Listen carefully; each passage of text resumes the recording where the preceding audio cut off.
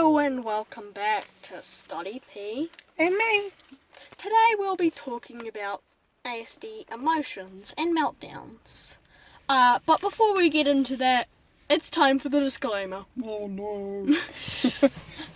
We are not professional doctors. We're just talking from experience. So... That's all we need to say. yeah, let's get right into this.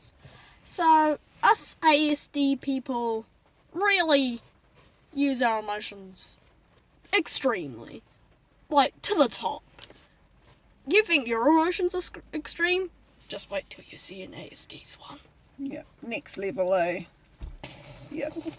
So, yeah, when Scott is happy, he's really happy. When he's sad, he can get very, very depressed and down. When he's angry, he can be like the Hulk. I just like to talk about those three emotions. Okay. So, yeah, like Mum says, with ASD people, you never have low emotions, you know. You don't start creeping up on the emotions. As soon as you have an emotion, it's already up the top. And the thing is, for an ASD person, it's really hard to bring that down. So, say for happiness, that's a really good thing, not being able to bring it down. But for the sadness and anger, not so good. And, the thing is that we can get even extremer than extreme. We can get out of control. Yeah. Yep. So, we can just explode like a volcano. Are commonly known as meltdowns. Do you want to talk about what does a meltdown look like for you? A meltdown is when, normally ASD people have it, but sometimes a normal person can have it. It just depends on their attitude. ASDs are most likely to have it, but it's just, you know. So what does it look like? A meltdown looks like this. A child running around angry, or just crying. Okay, so you explain to them what happens for you when you have a meltdown. Well, I just can't control myself anymore. I just go into this deep state of thought where I can't change what I'm doing. I just go for natural instinct. That's a really, really good way of describing it. So, from a medical educational point of view, when a child with autism has a meltdown, it affects their brain. Can you hold the camera because I need to? Yep. So if this is the brain, and this is all the thinking part of the brain, and down here is where all your life systems happen. So your breathing, your heart rate or heart beating, you know, all the basic things. So when a child with ASD has a meltdown, the part of the brain about thinking automatically flips up. And there's no logical thinking happening at all, and they go straight into this part of the brain, which is where your fight, flight, or freeze comes in. So you'll see your child or a child fight, so they'll bite, throw things, hit things, run up, all those physical reactions, or they'll flight, which means fly away, so they'll run away from the problem. So a lot of people will just run and keep running until, you know, they feel calm.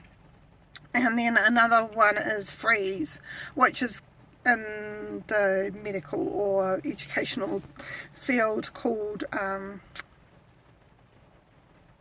a shutdown. So they'll just freeze in one spot, or they'll tend to fall to the ground and not move. So those are the three things that can happen, and something everybody has to remember is that these children or people are not in control of what's happening once they reach that point.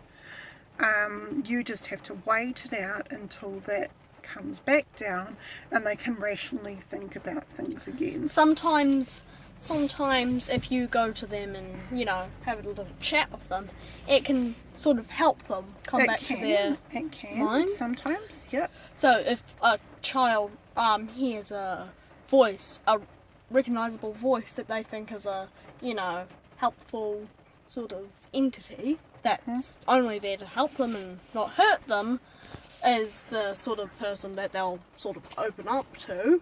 Yep. But a person that in their past has been harmful or not respectful. not respectful to them, that'll make it worse. Yeah, they won't sit down, they won't even open up, they'll just get even deeper. And someone that's, you know, just been there, neutral, nothing happens, it just stays the same. So what techniques have you learnt that help you when you've hit that meltdown, really high end stuff where you are raging, you're throwing things, you're hitting out, or you've shut down and you're not talking to these people? What things help you? Time. Big thing. Yep. Time for ASD kid is really big, right?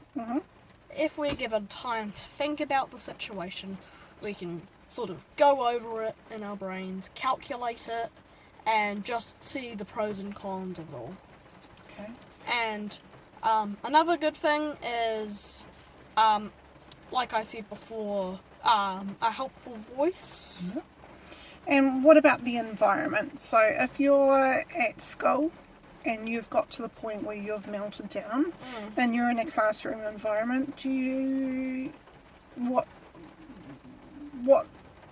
environment do you want to be in? A nice quiet place.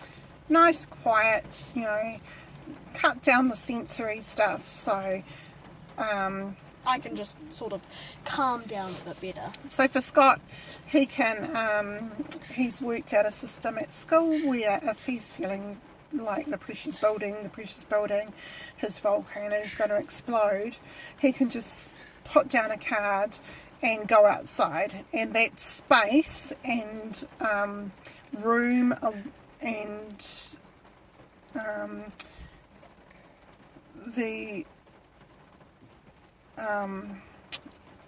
absence of noise, light, too much sound, all that stimulus taken away just helps you calm down, eh? Yeah. And what's the other big technique you've learned? Breathing in and breathing out. And what does that do for you? It just sort of calms my nerves a bit. Okay. It just allows my body to sort of get the feeling that it's not the end of the world. Okay. As we know it. It's the end of the world as we know it. Okay. Anything else?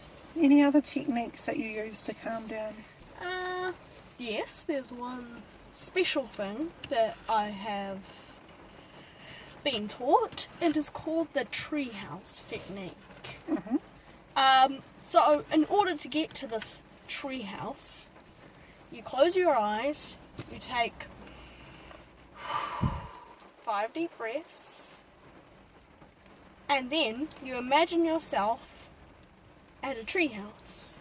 This treehouse is your treehouse. It can have anything you want in it. It can have family members, it can have things that make you happy. Cushions, pillows, pictures, photos. This treehouse is a place to go when you're feeling overwhelmed and stressed out. In your mind, eh? Yeah. You go there in your mind. And you can also have different sorts of trees to have, and, you know, different variations of different things. You can decorate it however you like. It's your treehouse and it's at your disposal. But Mhm. remember, only use it when absolutely necessary. Mhm. It's like basically a last. What is the last resort? Yeah. Yeah, last resorts. Yeah. If everything else fails, try the treehouse. Mhm. Cool. That's really good.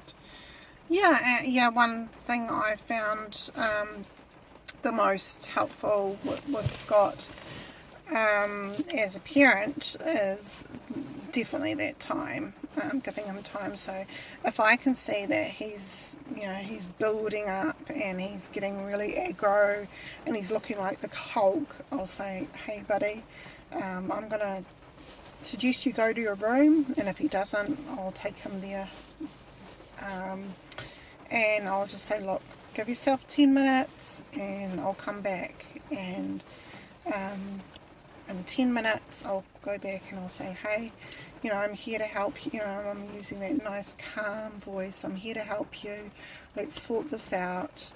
Are you ready to talk yet? If you know someone has ASD, you need to be really nice to them so that when they do get into that shutdown mode, you can sort of help them get out. Yep. You need to be that reassuring voice. Yep. Make sure you make friends with them and make sure that you know that they think you're a nice person. Mm-hmm. The other thing we've found quite helpful for you sometimes, mostly when you shut down, is you like lots of weighted blankets on you, eh? I like to sort of go under the blankets. Yeah, make yourself a little cave, put lots of blankets on you. It just makes me feel a bit more comfortable, Yep. and, where something can't annoy me. Yep. It's like my safe space. Yeah, shut the world out and just chill and get your head right, eh? Yeah. So, that's going to be it for today. Yep. And, we'll see you around next time, okay, guys? Remember, this is Scotty P and me, and we'll be seeing you next time. Don't forget to subscribe. Bye.